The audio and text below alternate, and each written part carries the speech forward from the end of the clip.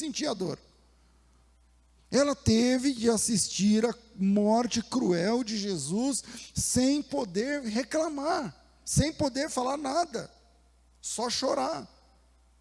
E tudo isso se agrava porque eles não compreendiam a doutrina da ressurreição, conforme lemos no versículo 9. A Maria estava arrasada, ela apostou alto em Jesus.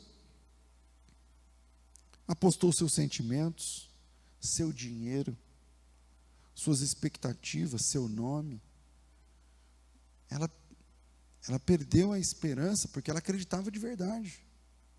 E agora está vendo ele morto, ou morrendo, e sem conhecer a doutrina da ressurreição, ela está arrasada. As decepções têm o poder de reprogramar as pessoas.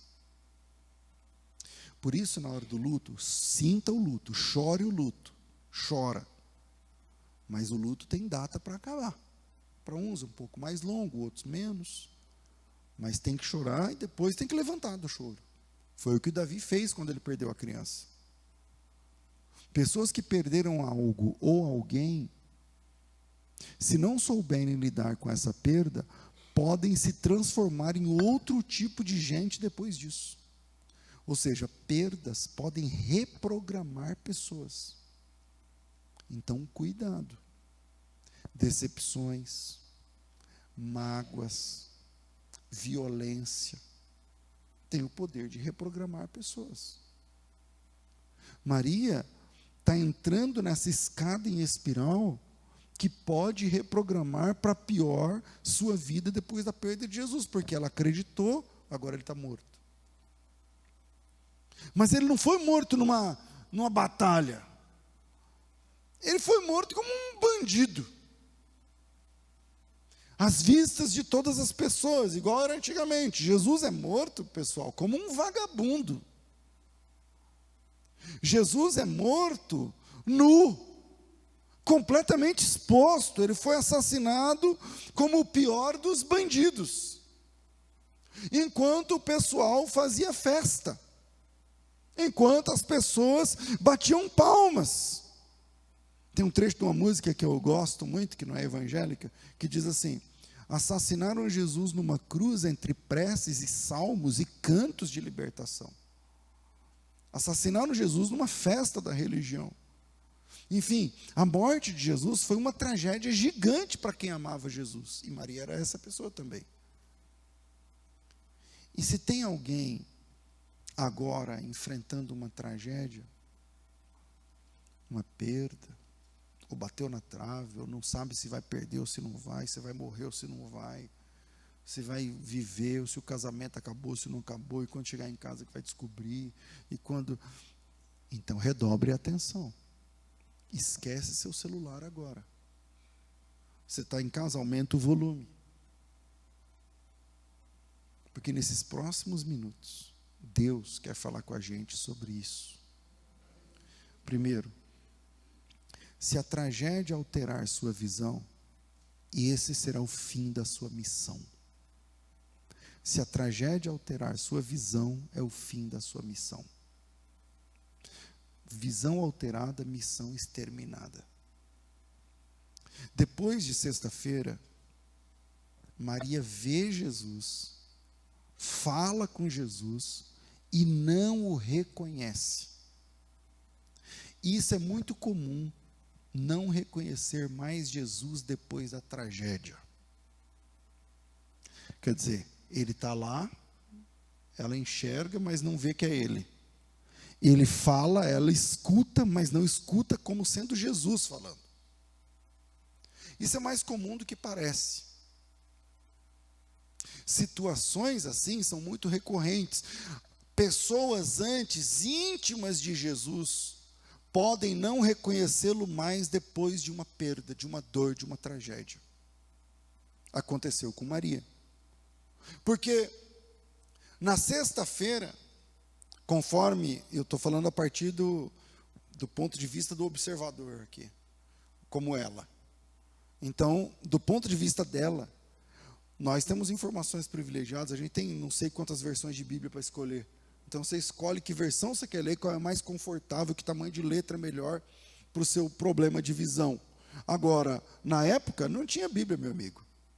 Ela não tinha nada para ler. Aquilo que nós lemos como história, ela estava vivendo. Então, o que aconteceu com Maria, do ponto de vista dela, segundo a sua própria perspectiva, ela perdeu o Senhor. Numa tragédia. E isso se processa dentro dela psicologicamente, espiritualmente, emocionalmente, em níveis diferentes. Por exemplo, ela com ela. Eu vou acreditar em quem agora? Isso é ela com ela. Perdi minha fé. Perdi minha expectativa.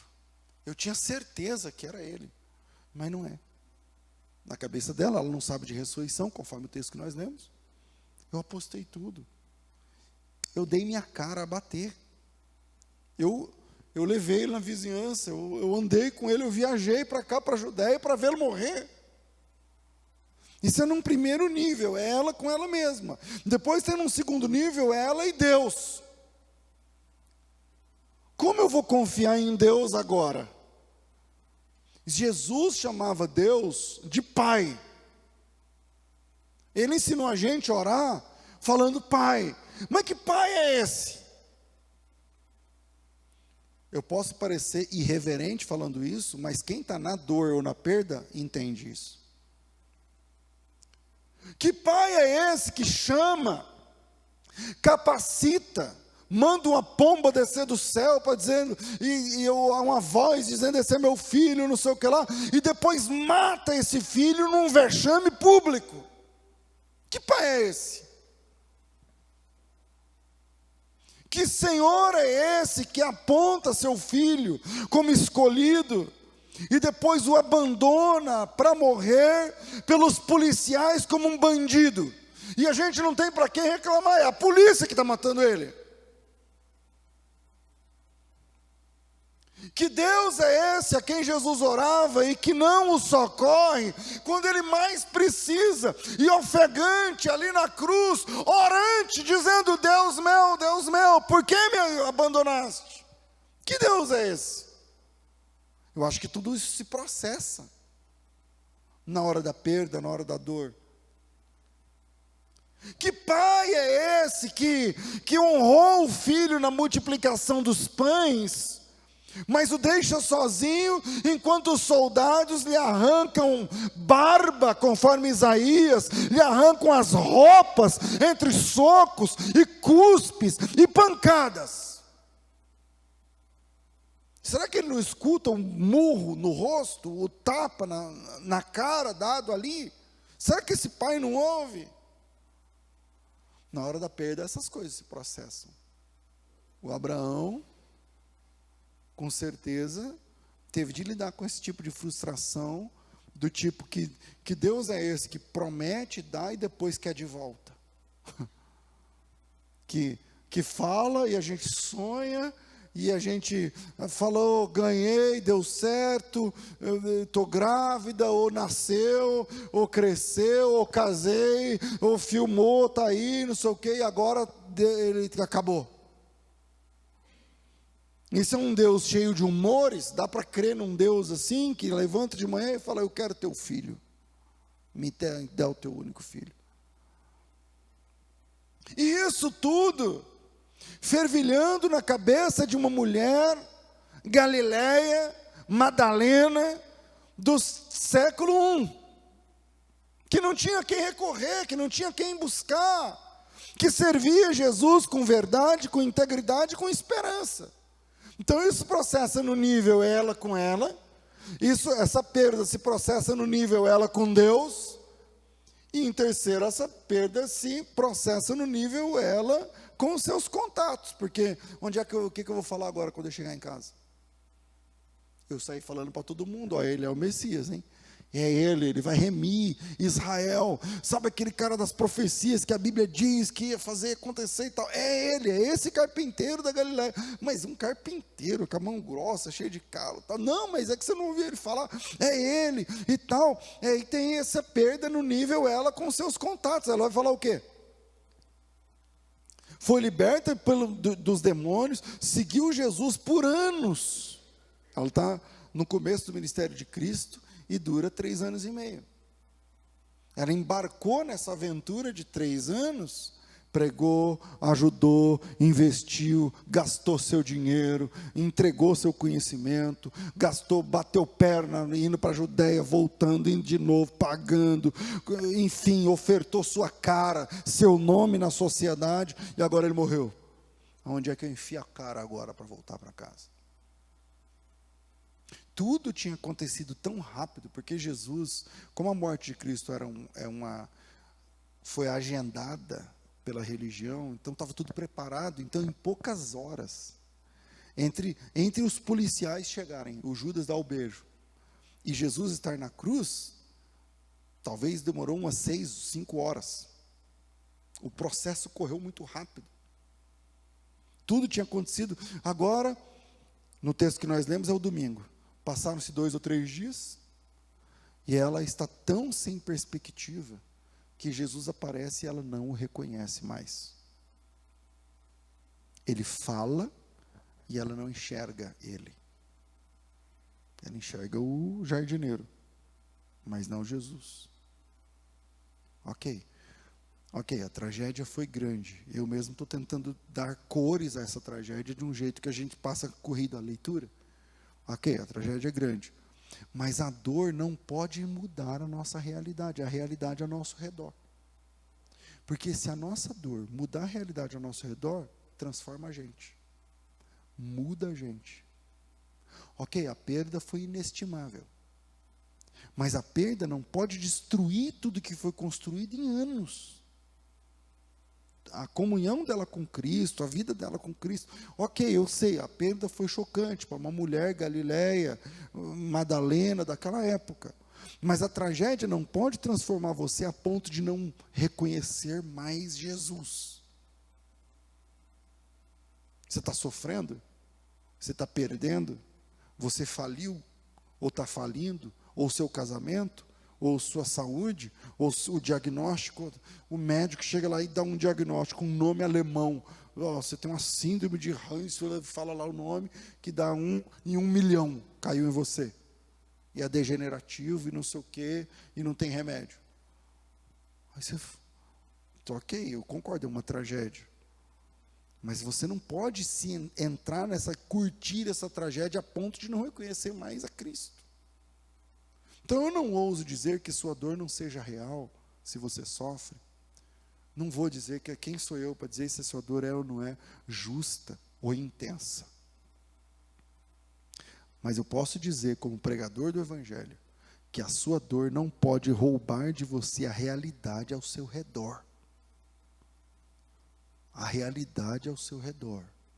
É Jesus falando e não o jardineiro, mas ela não está enxergando Jesus. Ela enxerga o jardineiro. Ela está cega, mas não é uma cegueira comum, é uma cegueira qualificada. Tem pessoas assim. Ela não enxerga tal coisa. Ela não consegue ver tal realidade. Via, mas não reconhecia Jesus. Sabia que tem uma linha teológica que diz que quando Jesus ressuscita, ele ressuscita com um corpo diferente. E eles fundamentam isso é uma balela. E eles fundamentam isso nos vários textos onde Jesus aparece e ninguém reconhece. Um deles é esse que nós estamos trabalhando. E aí eu sempre quebrei a cabeça em cima disso. Tem um livro muito bom, até uma série, uma trilogia do Joseph Ratzinger, que ele começa a escrever antes de ser papa, depois ele ficou papa, o bispo que era prefeito da Congregação de Doutrina do Vaticano na época do Papa João Paulo II, e depois ele vira Papa, e aí ele começa escrevendo sem ser Papa e termina sendo o Papa, e é uma trilogia muito legal, vale muito a pena. Mas ele também faz coro com essas pessoas, não, porque o corpo de Jesus quando era e tal, e não é isso. Eu fiquei quebrando a cabeça, fui lendo e falei, vou para a Bíblia. Lendo a Bíblia, e em cada momento onde Jesus não é reconhecido, tem algum atenuante. Por exemplo, aqui, a dor da Maria e a informação que ainda estava escuro. E ela estava dentro do túmulo, na porta, para dentro, e ele lá fora. Então, se você montar o cenário, a figura narrativa, Você fala, tudo bem, se ela estivesse olhando ele de frente, era outra coisa. Ou um momento onde os discípulos não reconhecem Jesus, porque os discípulos estão no barco jogando a rede, Jesus está na praia e estava escuro. E aí Jesus fala, tendes alguma coisa para comer? E eles não reconhecem a primeira vez. Mas não é que Jesus tem um corpo diferente. É por conta do cenário. Ou quando os discípulos a caminho de Emaús também não reconhecem. Andam com Jesus, conversam com Jesus e não reconhecem. Você fala, pastor, então no caso deles, e agora? Não está escuro e eles estão perto. Por que eles não reconheceram? Porque eles são de Emaús. Eles são da Judéia. Emaús é ali do lado de Jerusalém. Que é, sei lá, 11 quilômetros de Jerusalém. Meia hora, 1 hora a pé. E Jesus não é da Judéia, Jesus é da Galiléia. Eles conhecem Jesus de fama, entende?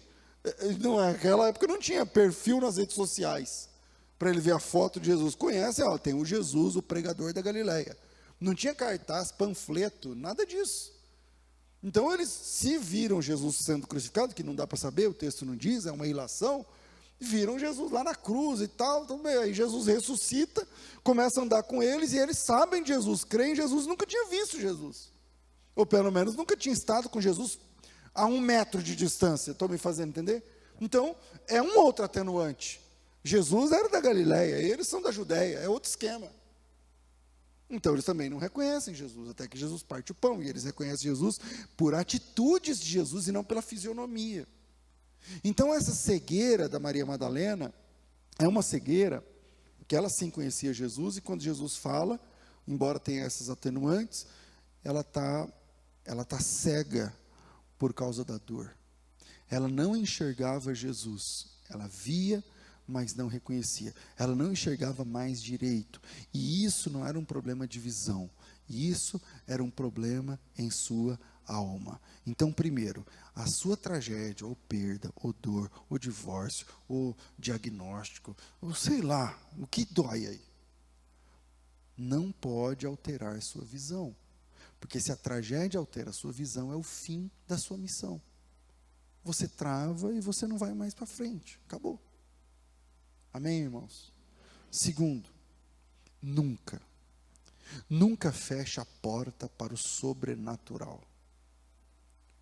Nós somos crentes, cremos no poder de Deus, nós cremos no impossível, nós cremos que o quadro mais drástico pode se reverter, não no último minuto, nem no último segundo, depois disso.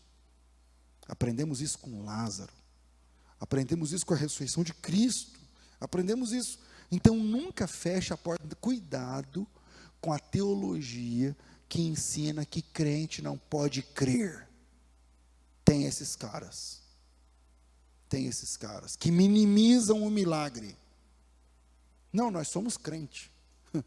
Nós somos crentes, nós cremos em milagres, cremos no poder de Deus, cremos na intervenção sobrenatural de Deus em qualquer estágio do processo.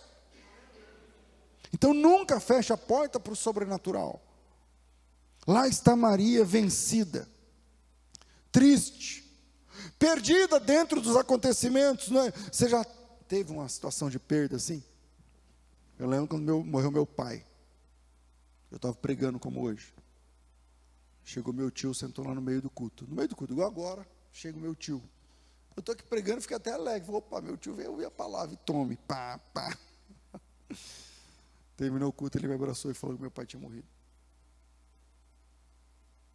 Meu irmão, isso tem 20 anos. Vai fazer 20 anos agora em dezembro. Foi em 2002, né? Eu tinha na época um Tempra, mas na época Tempra era um carro bom.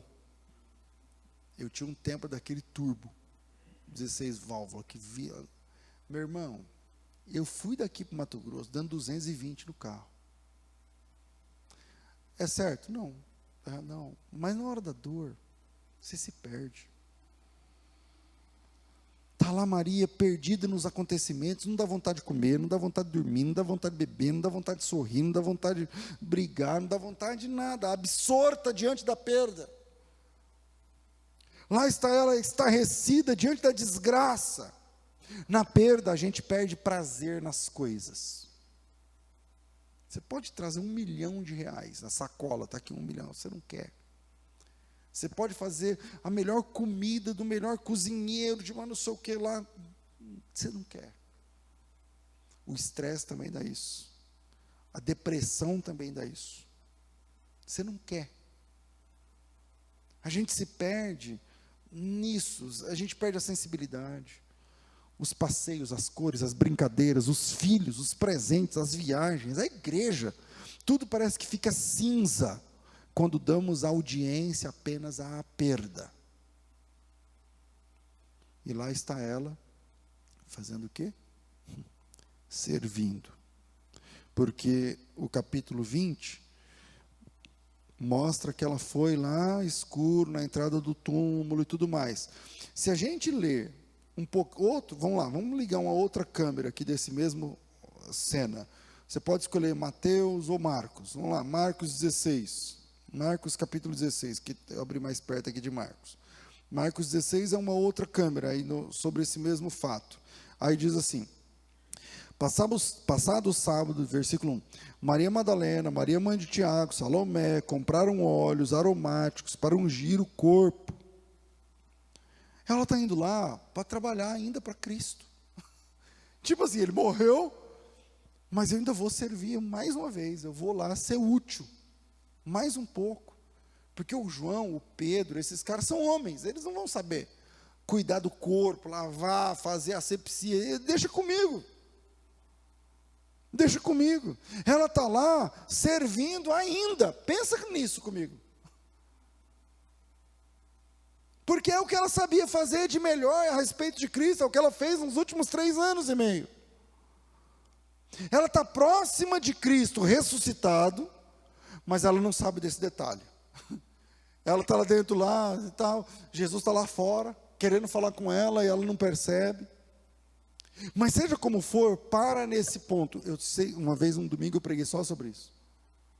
Eu não sei se foi aqui, acho que foi. Pensa nisso. Ela está lá para servir Jesus depois de morto. Ela está lá para servir com o balde, com pano com a toalha, com as especiarias, com perfume, unguento, sei lá, aloés, mirra, bálsamo, essas coisas. Ela está lá para servir Jesus morto. E tem muita gente assim. Ela está lá com seu balde, com a sua dor. Ela está lá com seus produtos para servir o Jesus que morreu na cruz anteontem. Ela está triste, mas ela está lá para servir mais uma vez. Não existe expectativa. Ela não tem expectativa. Eu vou lá lavar o corpo de alguém que eu amo e que me salvou. E só. Não há uma fagulha de esperança.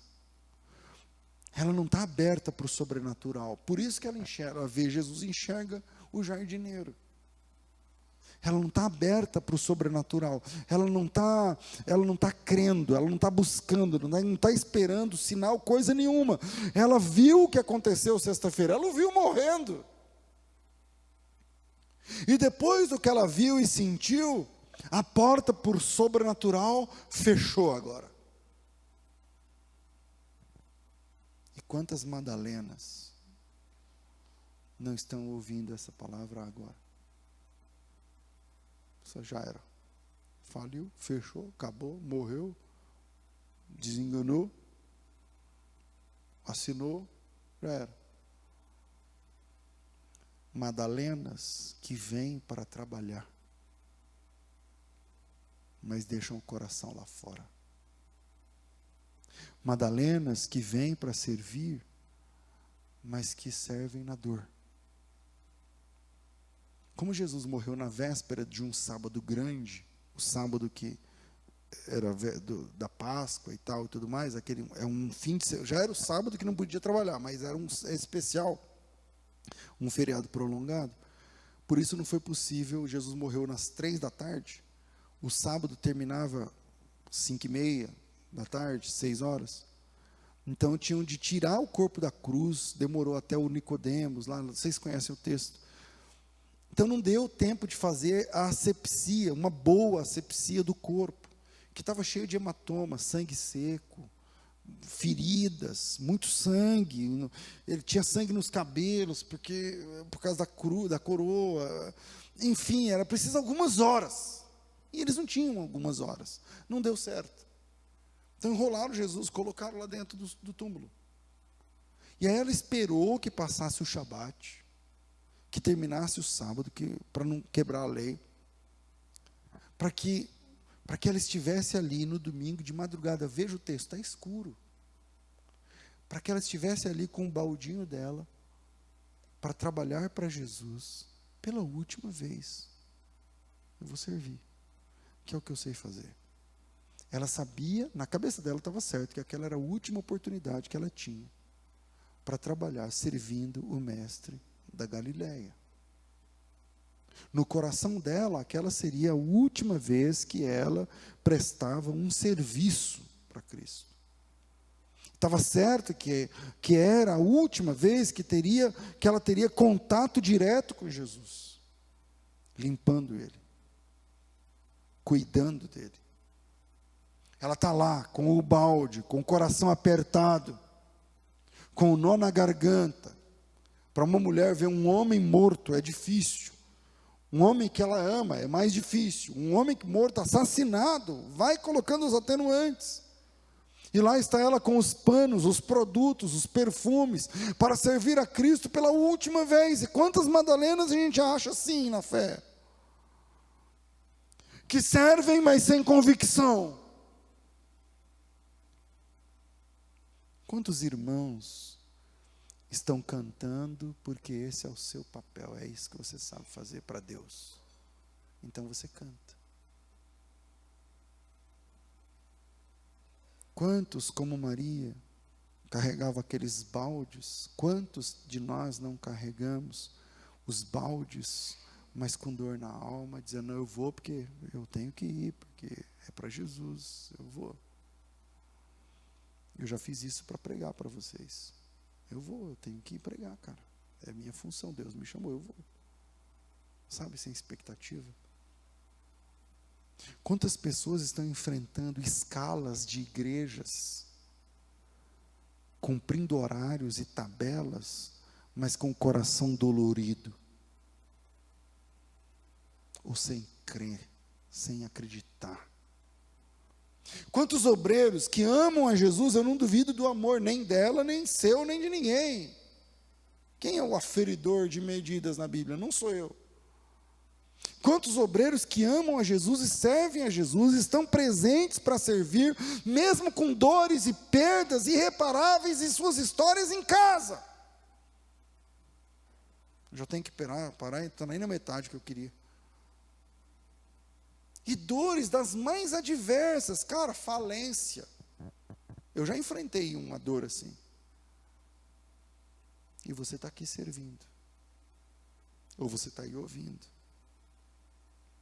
Dificuldade com os filhos. E ó você aqui ouvindo essa palavra. Perdas na família. E você servindo. Diagnóstico contrário, o papel, chega o envelope. E você orou, fez campanha de oração, não adiantou. E você levou para o monte, não adiantou. E você orou, o pastor te benzeu, orou, rezou, fez tudo, não deu. E você está aqui assistindo esse sermão agora. Solidão. Você tem muitos amigos, mas só você dorme sozinho. Frustração, mas você está aqui ouvindo, de Cristo. Tristeza, e você está aqui. Decepção, e você veio. Você veio, está aqui sentada, você veio. Ou está aqui online, mas veio, de alguma forma veio. Mas não veio porque você é forte. É porque não consegue ficar longe. É diferente.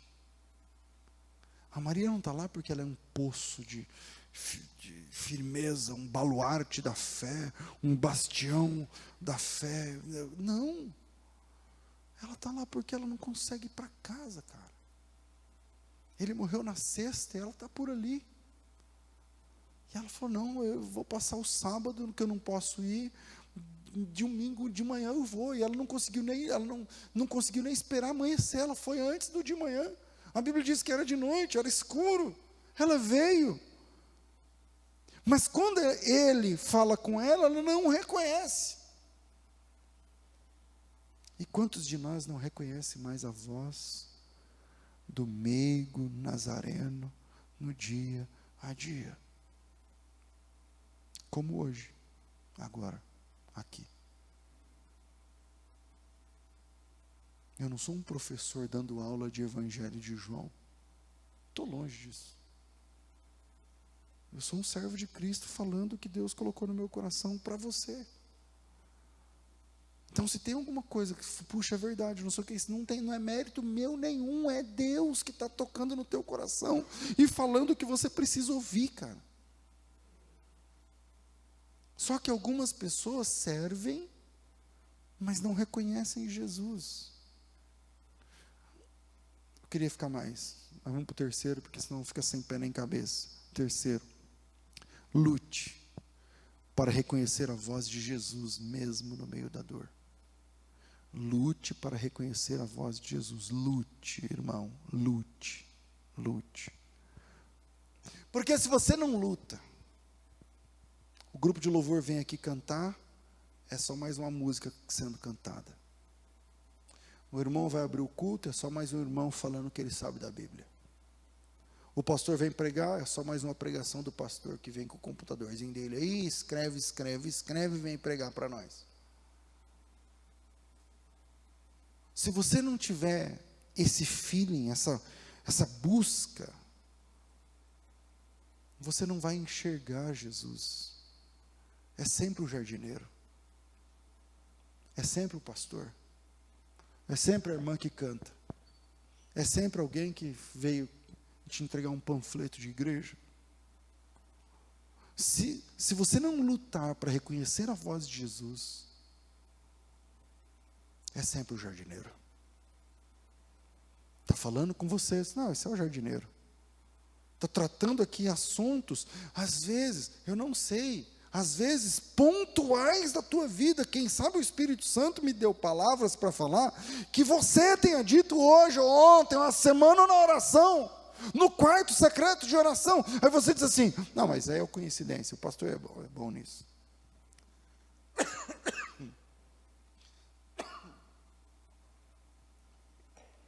Muita gente servindo a Jesus sem reconhecer sua voz. Não, pastor, porque hoje em dia as igrejas, o problema não é a igreja. O problema não são os pastores, nem os escândalos. Não é a falta de compromisso das pessoas. Não, porque hoje em dia, ontem, terminou o debate, tinha um irmão, querido, mas é daqueles que fica atacando. Ele faz vídeo só para atacar as pessoas. Sempre, o tempo todo. Aí quando terminou o debate, aí ele disse, não, porque essas igrejas de hoje, não sei o que. Eu falei, então, irmão, só que não são todas. Não são todas, mas é a maioria. Eu falei, cara, você tem 2 minutos. Por quê? Eu falei, não, então, você está errado. Eu estou com você contra os erros. Só que você está errado em dizer que é a maioria. Não, porque as igrejas neopentecostais tomaram o Brasil. Isso é uma maioria. Eu falei, não é a maioria, cara. Não é a maioria. Eles são muito barulhentos, porque eles ocupam a mídia. Mas, cara, a maioria das igrejas é séria. Tem alguém lá louvando a Deus de graça. Pastor pregando de graça, é o que eu estou fazendo aqui agora. Eu levantei cedo, fui trabalhar, fui para São Paulo, voltei para casa, não troquei de roupa. Não consegui tomar banho para vir para cá, depois de um dia de trabalho. Eu não sou um bambambam da fé. Eu sou um lutador. E igual a mim, tem um monte. É a maioria. Então não coloca a culpa, né? Porque hoje em dia, não, para. Desliga. Se você entrar nesse frenesi, você não volta. Você não volta. O problema não é a denominação, o escândalo que vazou de não sei quem. Não. O problema não é a falta de compromisso das pessoas. E como eu sei disso? Bom, eu sei que esse não é o problema, porque tem gente cheia do Espírito Santo no mesmo lugar onde você vê defeito. Aqui agora, sem apontar, eu já vi uns 4 ou 5 chorando enquanto eu estou pregando aqui. Agora, nesse culto.